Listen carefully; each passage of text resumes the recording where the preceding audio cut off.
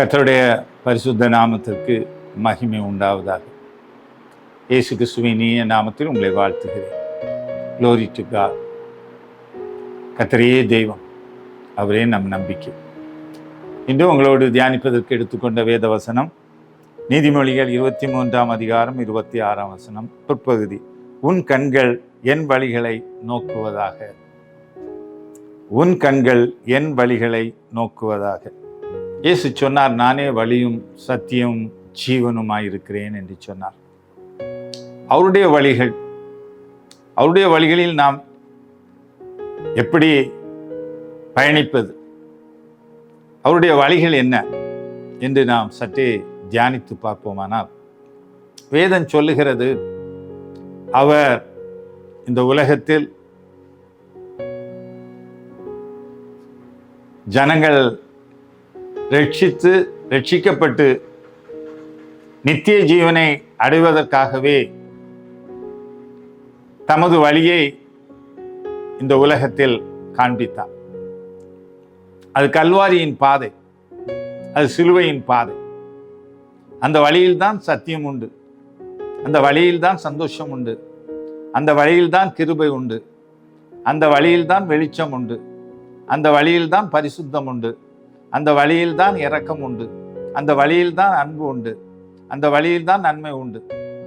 ஆகவேதான் சொன்னார், உன் கண்கள் என் வழிகளை நோக்குவதாக, அப்படி என்று சொன்னார். அவர் இந்த உலகத்திற்கு வந்தது நியாய தீர்ப்பு செய்யும்படி அவர் வரவில்லை, தண்டனை கொடுக்கும்படி வரவில்லை. பாவத்தில் இருந்தவர்களை விடுவித்து அவர்களுக்கு நித்திய ஜீவனை கொடுத்து அவர்களுக்கு பூமியிலே சந்தோஷமும் சமாதான மகிழ்ச்சியும் அவர்களுக்கு கொடுத்து எல்லாவற்றுக்கும் மேலாக அந்த நித்திய ராஜ்யத்திற்கு அழைத்து செல்லும்படிதான் அவர் இவ்வுலகில் வந்து தமது வழியை காண்பித்தார். வேதம் சொல்லுகிறது, இரக்கம் காண்பிக்கிறவனுக்கு இரக்கம் உண்டு, நீதியின் மேல் திருப்தி தாகம் உள்ளவர்கள் திருப்தி அடைவார்கள், இருதயத்தில் சுத்தமுள்ளவர்கள் பாக்கியவான்கள், அவர் தேவனை தரிசிப்பார்கள். நாம் பூமியில் எப்படி இருக்கிறோமோ அப்படியே தான் நமக்கும் செய்யப்படும். நாம் கர்த்தருடைய கண்களை நோக்கி கொண்டிருப்போமானால் கர்த்தருடைய கண்களும் நம்மேல் நோக்கமாயிருக்கும். சில வருடங்களுக்கு முன்பு ஒரு மனிதனை பற்றி நான் அறிந்து கொண்டேன். அந்த மனிதன் கன்னட தேசத்தைச் சேர்ந்தவர். அவர் ஒரு ஐஸ்வர்யவான், ஆனால் தேவனை அறியாதவர். அவர் தன்னுடைய வீட்டிலிருந்து புறப்பட்டு செல்லும் பொழுது ஒரு ஆலயத்தை கடந்து செல்வார். அது ஒரு CSI தேவாலயம்.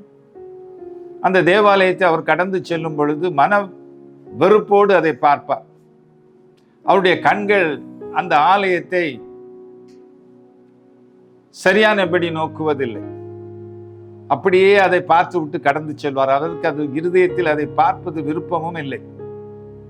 அவர் இப்படியே அந்த ஆலயத்தை கடந்து செல்வது பழக்கம்.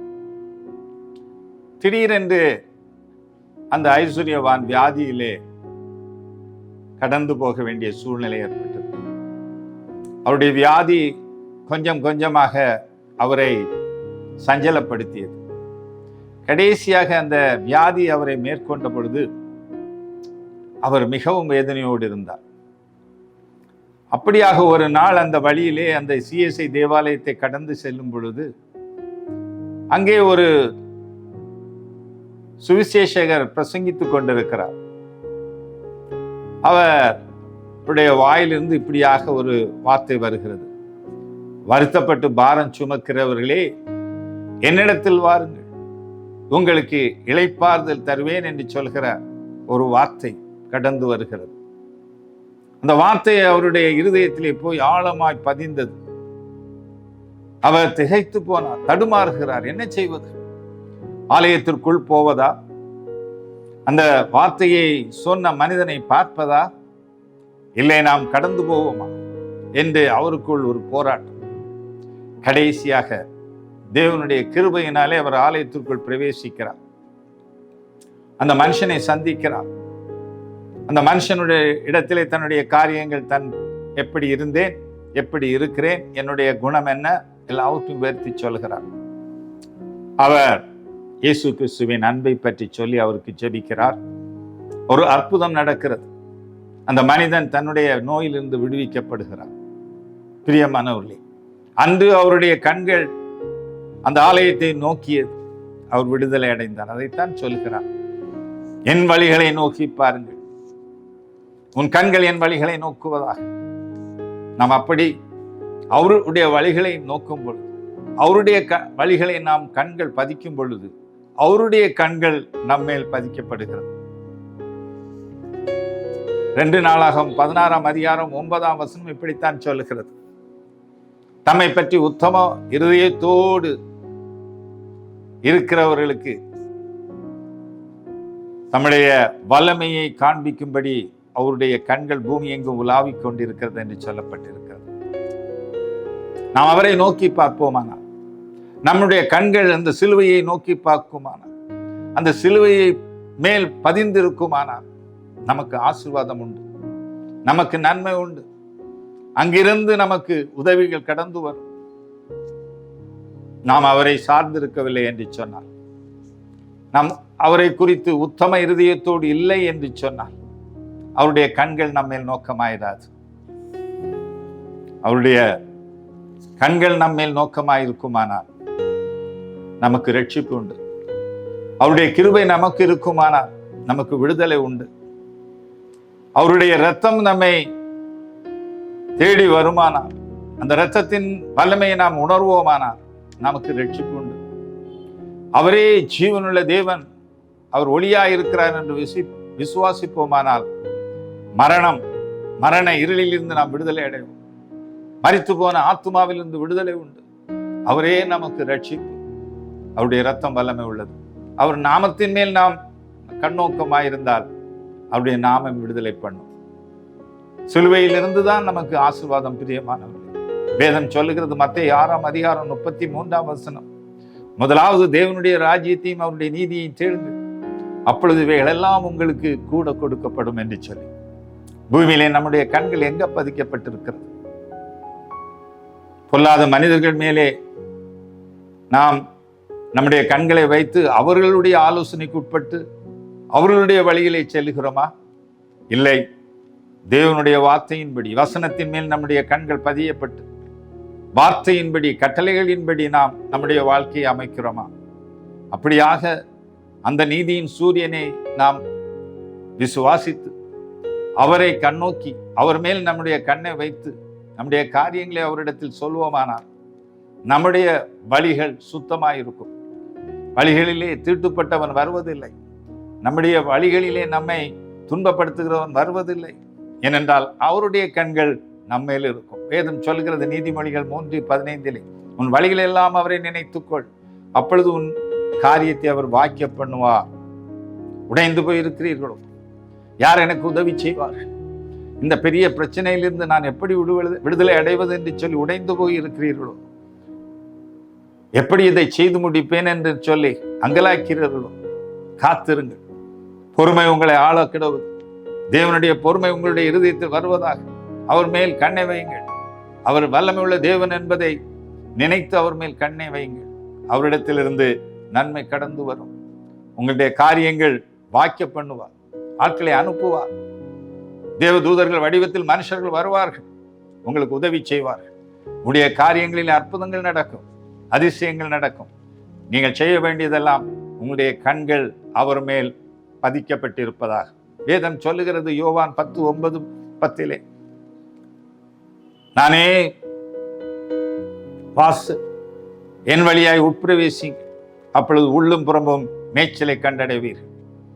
திருடன் கொல்லவும் அழிக்கவும் வருகிறான், நானோ உங்களுக்கு ஜீவன் கொடுக்கவும் உங்களை பூரணப்படுத்தவும் வந்தேன் என்று சொல்லுகிறார். உங்களுடைய வாழ்க்கையில பூரணம் உண்டு, பூரண சமாதானம் உண்டு, பூரண சந்தோஷம் உண்டு, பூரண மகிழ்ச்சி உண்டு, பூரண ஆரோக்கியம் உண்டு. சஞ்சலம் இல்லை, தவிப்பில்லை. அவர் மேல் உங்கள் கண்கள் நோக்கமாயிருக்கும் பொழுது. சங்கீதம் 34:15 ஆகவே தான் சங்கீதக்காரன் சொல்கிறான், கர்த்தருடைய கண்கள் நீதிமான்கள் மேல் நோக்கமாயிருக்கிறது, அவருடைய செவிகள் அவருடைய கூப்பிடுதல்களுக்கு திறந்திருக்கிறது என்று சொல்லி, நீதிமான் அவருடைய இரத்தத்தினாலே கழுவப்படும் பொழுது, அந்த சிலுவையை நோக்கி பார்க்கும் பொழுது, என்னெல்லாம் உனக்கு கூட்டி கொடுப்பேன் என்று சொல்லி வாக்குத்தத்தம் பண்ணி இருக்கிறவரை நோக்கி பார்க்கும் பொழுது, உன்னுடைய விண்ணப்பங்களுக்கு அவர்களுடைய செவிகள் திறந்திருக்கும். எதில் குறைவுபட்டு இருந்தால் அவர் சொன்னார், முதலாவது தேவனுடைய ராஜ்யத்தை நீதியை தேடுங்கள், அப்பொழுது இவைகள் எல்லாம் கூட்டி கொடுக்கப்படும் என்று சொல்லி. ஒருவேளை உனக்கு கடன் இருக்கிறதோ, வியாபாரத்தில் தோல்வியோ, படிப்பில் தோல்வியோ, படிப்பில் ஞானம் இல்லையோ, என்ன குறைவு இருக்கிறது? உன்னுடைய கண்களை தேவன் மேல் வைத்து அவரிடத்தில் கேள். கர்த்தருடைய இரத்தத்தினாலே கழுவப்பட்டு பரிசுத்தமாய் அவரிடத்தில் கேள். நீதிமானாக அவரிடத்தில் விண்ணப்பம் செய். அவருடைய செவிகள் திறந்து அவருடைய கண்கள் உன் மேல் நோக்கமாயிருந்து உமக்கு நன்மை செய்வார். அப்படித்தான் தாவீதுக்கு நன்மை செய்தார், ஆபிரகாமுக்கு நன்மை செய்தார், யாக்கோபுக்கு நன்மை செய்தார், ஊழியத்திலே சவுலுக்கு நன்மை செய்தார். நன்மை செய்கிற தேவன் ஒருபொழுதும் உன்னை மறந்து விடுவதில்லை. வேதம் இவ்விதமாக சங்கீதக்காரன் சொல்கிறான், சங்கீதம் 25:15, என் கண்கள் எப்பொழுதும் கர்த்தரை நோக்கி கொண்டே இருக்கிறது, அவரே என் கால்களை வலைக்கு நீங்களாக்கி விடுவார் என்று சொல்லி. பிரியமானவர்களே, அநேக வேளைகளிலே நம்முடைய கால்கள் சிக்கி விடுகிறது. அநேக வேளையிலே வேண்டாத காரியத்திலே அறியாதபடியினாலே புரியாதபடியினாலே கால்களை வைத்து நாம் வலையிலே சிக்கி விடுகிறோம். அடுத்தவருக்காக அவன் சொல்வதை நம்பி அவன் என்ன சொல்லுகிறான் என்பதை புரிந்து கொள்ளாதபடி, அதை ஆராய்ந்து முடிவை எடுக்காதபடி அவனோடு சேர்ந்து கொள்கிறீர்கள். துன்மார்க்கனுடைய உறவு இருக்கிறது. துன்மார்க்கனுடைய வலையிலே விழுந்து விழுகிறீர்கள். அதனால் உங்களுடைய வாழ்க்கையில் அநேக துன்பங்கள் வந்து கொண்டிருக்கிறது. செய்தியை கேட்டுக்கொண்டிருக்க என் சகோதரனை, சகோதரி, உன் கால்கள் வலையிலிருந்து நீக்க வேண்டும் என்றால், நீக்கப்பட வேண்டும் என்று சொன்னார், உன் கண்கள் அவரை நோக்கி கொண்டிருப்பதாக, உன் கண்கள் அவருடைய வேத வசனத்தின் மேல் பதிந்திருப்பதாக, அவர் என்ன சொல்லுகிறார் என்பதை கவனிக்கும்படி வேத வசனங்கள் உன்னுடைய இருதயத்திலே பிரகாசித்துக் கொண்டிருக்கணும். சங்கீதம் 32:8 சொல்லுகிறது, நான் உனக்கு போதித்து நீ நடக்க வேண்டிய வழியை உனக்கு காட்டுவேன், உன்மேல் என் கண்ணை வைத்து உனக்கு ஆலோசனை சொல்லுவேன் என்று சொல்லப்பட்டிருக்கிறது. சங்கீதம் 28:3 உம்முடைய கிருபை என் கண்களுக்கு முன்பாக இருக்கிறபடினாலே நான் சத்தியத்திலே நடந்து கொள்கிறேன் என்று சொல்லுகிறான். பிரியமானவர்களே, உனக்கு ஆலோசனை வேண்டுமா? உன்னுடைய வாழ்க்கையில சத்தியத்தின்படி நடக்க வேண்டுமா? அந்த கிருபையின் மேல், சிலுவையிலிருந்து இறங்கி வந்த இரக்கமுள்ள இயேசு கிறிஸ்துவின் கிருபையின் மேலே உன் கண்கள் பதிந்திருப்பதாக. உனக்கு ஆலோசனை வேண்டுமா? உன்னுடைய கர்த்தராய் இயேசு கிறிஸ்துவை நோக்கிப்பார். அவர் நீ நடக்க வேண்டிய வழியை உனக்கு போதிப்பார். அப்படித்தான் தாவீதுக்கோ, அவன் ஒரு யுத்தத்திலே அவர் வந்த பொழுது அவனுக்கு கர்த்தர் ஆலோசனை சொல்லி, முசுக்கட்டை செடியிலிருந்து சத்தம் கேட்கும் பொழுது நீ புறப்பட்டு செல், உன்னுக்கு முன்பாக நான் செல்வேன் என்று சொன்னார். அந்த யுத்தத்திலே அவன் ஜெயித்தான். யுத்தத்தை உங்களுக்கு தேவன் எந்த யுத்தமானாலும் அவருடைய மேல் உன் கண்ணை வைக்கும் பொழுது அவர் உனக்கு நன்மை செய்வார், உனக்கு வெற்றியை தருவார். கர்த்தராகிய இயேசு கிறிஸ்துவின் நாமத்தினாலே ஜெயம் கொடுக்கிற தேவனுக்கு ஸ்தோத்திரம். நாம் செபிப்போம். அன்புள்ள இயேசு சுவாமி, இந்த வார்த்தைகளை கேட்டுக்கொண்டு இருக்கிற ஒவ்வொருவருடைய கண்களும் உண்மையில் பதியப்படட்டும். ஆண்டவர் உண்மையில் நோக்கமாய் இருக்கட்டும். அவர்களுக்கு ஆலோசனை சொல்லும். தீய வழியிலிருந்து அவர்கள் கால்களை விலக்கி அவர்களுக்கு நன்மை நடப்பிக்கிற வழியில் அவர்களை நடத்துவீராக. உடைய கிருபையும் இரக்கமும் தயவும் அவர்களோடு இருக்கட்டும். துன்பப்படுகிற நேரத்திலே, துயரப்படுகிற நேரத்திலே கர்த்தருடைய வல்லமை அவர்களுக்கு முன்பாக கடந்து செல்லட்டும். ஆண்டவரே, உடைய கண்கள் உலாவிக் கொண்டிருக்கிறதே, இன்று இப்பொழுது இந்த வார்த்தையை கேட்டுக்கொண்டிருக்கிற ஒவ்வொரு மேலும் உம்முடைய கண்கள் பதியட்டும். அவர்களுக்கு என்னென்ன ஆவி ஆத்ம சரீரத்தில் குறைவு இருக்கிறதோ கர்த்தர் அவர்களை விடுவிப்பீராக, ஆசீர்வதிப்பீராக என்று சொல்லி இயேசு கிறிஸ்துவின் இனிய நாமத்தில் கேட்கிறீங்களா? பரம்பிதாவே, ஆமென்.